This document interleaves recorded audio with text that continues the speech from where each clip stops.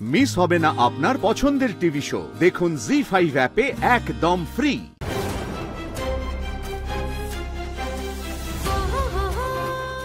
যা হচ্ছে এর পরিণাম কি মাজন্ডি?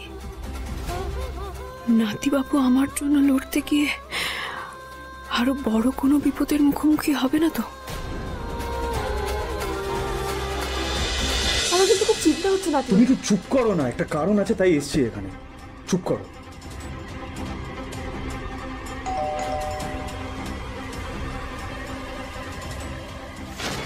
এ কি?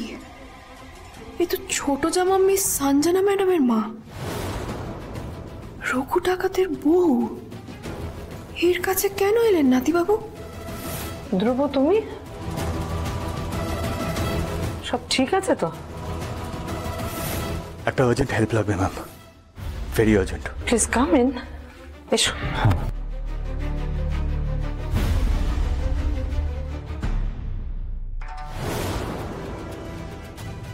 তুমি এখানে?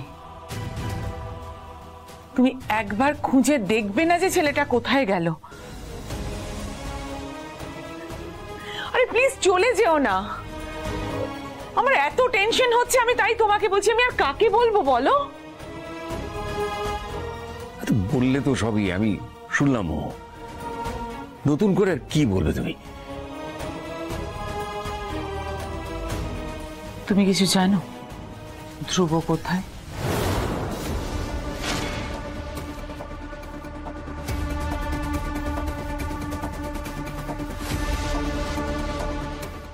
আমি কি করে জানবো?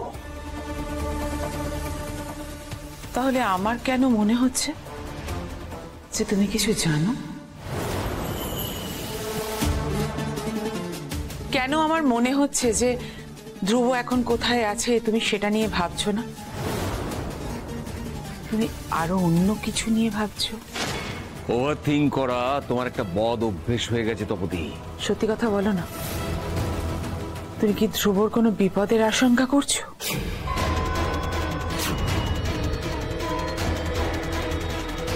তুমি এত ভয় পাচ্ছ কেন তপতি?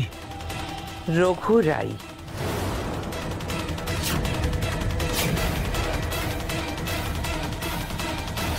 ফেরার সময় তোমার ছেলে আর ওই মেয়েটা, কি যেন নাম, যাই হোক, ওদের দুজনকে আলাদা পাঠাবে, বাকিটা আমি দেখে নেব।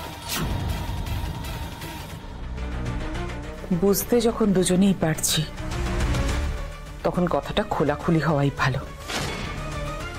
রঘুরাই কি আমার ধ্রুবর কোনো ক্ষতি করে দিতে পারে?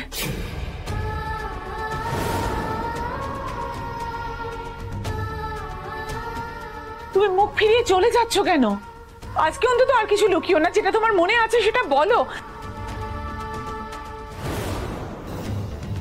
ধ্রুবর দেরি হতে পারে কিন্তু বাড়ি ঠিক ফিরে আসবে সেফলি। ধ্রুবর কিছু হবে না। মানে তুমি?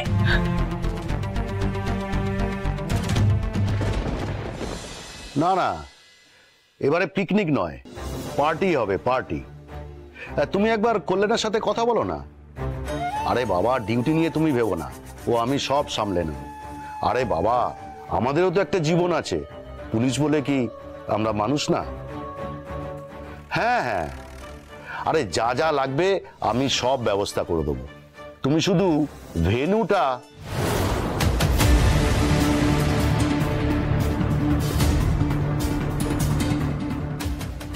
ম্যাডাম, আপনি বসুন না ম্যাডাম। কিছু হয়েছে ম্যাডাম? আপনারা নাকি এফআইআর নিচ্ছেন না? এফআইআর? হ্যাঁ নিচ্ছি তো ম্যাম। কেন ম্যাম? আমার কাছে কিন্তু স্পেসিফিক রিপোর্ট আছে। কে রিপোর্ট করেছে ম্যাম? ডেফিনেটলি আপনার কাছে ভুল রিপোর্ট গেছে।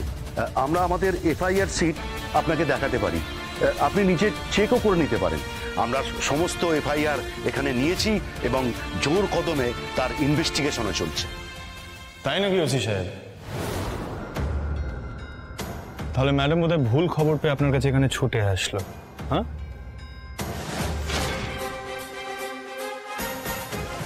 না মানে আপনি এখানে?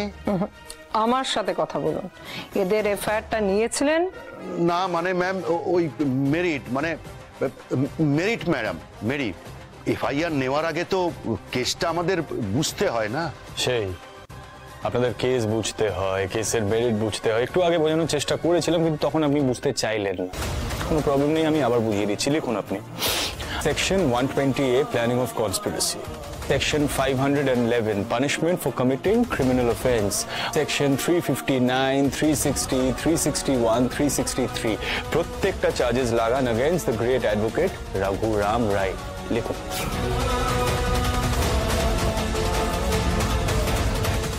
সরি ম্যাডাম, আমি এক্ষুনি ওনার এফআইআরটা নিচ্ছি। এটা ঠিক হলো না নাতিবাবু, আপনি কিছুতেই আমার কথাটা শুনলেন না। আমি তো মা নই, ঠাম্মিও নই যে আপনার মাথায় হাত রেখে দিব্যিতে আপনাকে থামিয়ে দেব। আর আপনি পরপর কি করলেন সেটা আমি বুঝে ওঠার আগেই এফআইআর লেখা শুরু হয়ে গেল। দাদু এই কেসটা জোনাকি বিশ্বাস সামাল দিতে পারলো না। আপনি জোনাকি তো? এইখানে একটা সই করে দিই। এই যে টিক দেওয়া জায়গাটা সই করো এখানটায়।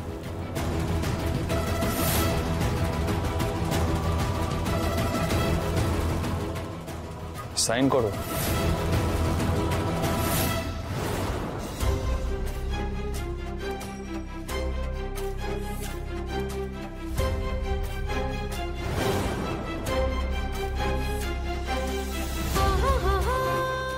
যা হচ্ছে এর পরিণাম কি মাজন্ডি? নাতিবাবু আমার জন্য লড়তে গিয়ে আরো বড় কোনো বিপদের মুখোমুখি হবে না তো?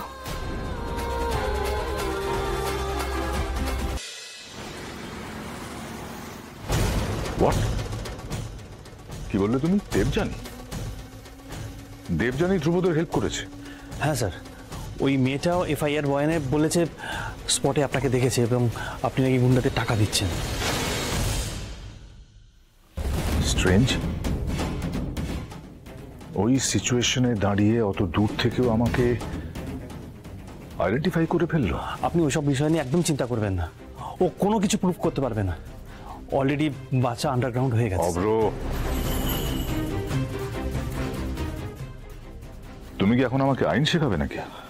সরি স্যার, মুখ থেকে বেরিয়ে গেছে স্যার। আমি বেলের পেপারগুলো রেডি করছি, কাল সকালের মধ্যে আমি রেডি করে নেবো স্যার। না না অব্র, দেবযানীকে তুমি চেনো না। ও যখন নিজে এফআইআর কপি সই করেছে, তার মানে কি কি চার্জ লাগাতে পারে আমি খুব ভালো করে বুঝতে পারছি। অনেকদিন ধরেই এই সুযোগটা ও খুঁজছিল, আর দেবযানী যখন একবার এই সুযোগটা হাতে পেয়ে গেছে, তখন আমার মনে হয় না এত সহজে ও হাতছাড়া করবে। জি5 ডাউনলোড করুন আর সব এপিসোড দেখুন একদম ফ্রি।